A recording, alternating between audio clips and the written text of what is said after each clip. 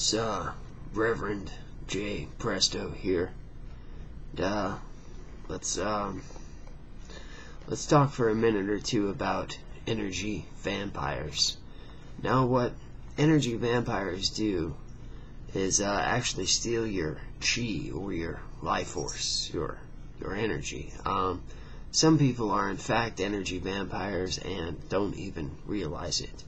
I mean, have you ever known someone who sort of, things happen where you hang out with that person for a while and then you feel extra drained or extra tired, and you know you shouldn't, you're well rested, but just being around this person made you feel completely drained. This is a result of your life force being sucked away. I once knew a man named Dave Provenzano, and he was an energy vampire. And he was very aware of it. He knew what he was. You can usually tell these people. They're generally very negative and pessimistic people. They complain all of the time and always seem to be depressed. These people require a lot of energy to function, and they begin to sometimes consciously and sometimes unconsciously suck out your chi, or your life force. In severe cases, if the individual is weak enough, and the energy vampire is strong enough, then they can suck enough of your life force to actually kill you.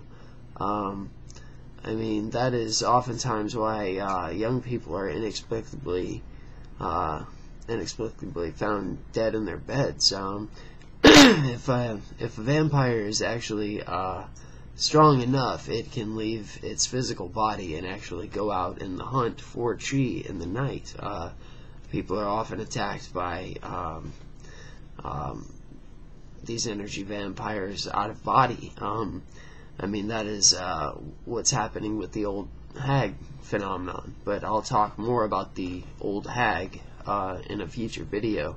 But back to my story. I knew this energy vampire named Dave, and I met him as a kid, and he used to come visit my family, and my family and I were always just drained at the end of his visit. He would seem to be very rejuvenated and alive and in a better mood than when he came. I knew slowly, I began to realize that he was attacking and stealing my life force through contact. I began to use Dave to build my defenses against energy vampires.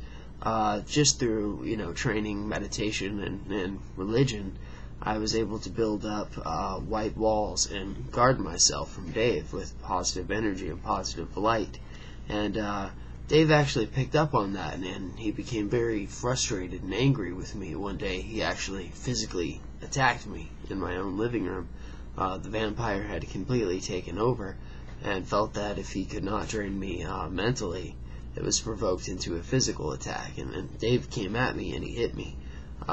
He went to hit me another time, and I moved out of the way, and then I gave him a left hook, which took him down, and we went down to the floor, and I punched him quite a few times. I put a pretty good hurting on him, and at one point he was going to go for a gun, which he had attached to his belt, and I put myself in a position where I was going to physically break his neck if he had gone for his weapon.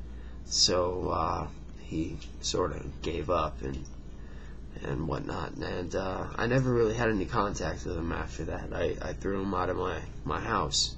But these energy vampires are very real. They're out there, and they do attack people, whether sleeping or awake. The energy vampire can be very strong, though. It can actually leave its body and consciously or subconsciously feed at night to steal your life force. So that's just one of many stories I'll be sharing with you. But we'll talk more about the old hag in the next video, which is a phenomenon I've personally experienced and have interviewed and conducted investigations with many other people who have experienced this as well. So we'll be talking about that. Go ahead and subscribe up top. Thanks. Reverend Jay Presto. Take care.